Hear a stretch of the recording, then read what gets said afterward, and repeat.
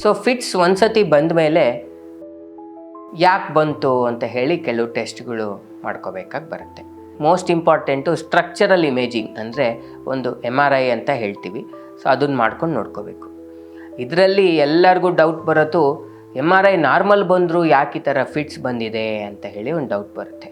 ಇದನ್ನು ನೀವು ಹೇಗೆ ಎಲ್ಲರೂ ಅರ್ಥ ಮಾಡ್ಕೋಬೇಕು ಅಂತಂದರೆ, ಹಾರ್ಡ್ವೇರ್ ಪ್ರಾಬ್ಲಮ್ಮು, ಸಾಫ್ಟ್ವೇರ್ ಪ್ರಾಬ್ಲಮ್. ಕಂಪ್ಯೂಟ್ರಲ್ಲಿ ದಿನ ಯೂಸ್ ಮಾಡ್ತೀವಿ, ಏನಾದರೂ ಹ್ಯಾಂಗ್ ಆದರೆ ಮದರ್ ಬೋರ್ಡ್ ಓಪನ್ ಮಾಡಿ ಚೆಕ್ ಮಾಡೋದ್ರಲ್ಲಿ ಅರ್ಥ ಇಲ್ಲ.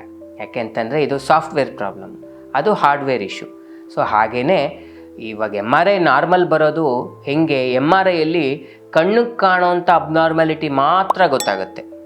ಅಂತಂದರೆ ಮ್ಯಾಕ್ರೋಸ್ಕೋಪಿಕ್ ಪ್ರಾಬ್ಲಮ್ ಮಾತ್ರ ಗೊತ್ತಾಗುತ್ತೆ. ಮೈಕ್ರೋಸ್ಕೋಪಿಕ್ಕು ಅಥವಾ ಕೆಮಿಕಲ್ ಇಂಬ್ಯಾಲೆನ್ಸ್ ಇರೋದು ಕಂಡು ಬರಲ್ಲ. ಅದಕ್ಕೇ many of times normal MRI ಬಂದಾಗ ನಿಮಗೆಲ್ಲರಿಗೂ ಕನ್ಫ್ಯೂಸ್ ಆಗುತ್ತೆ.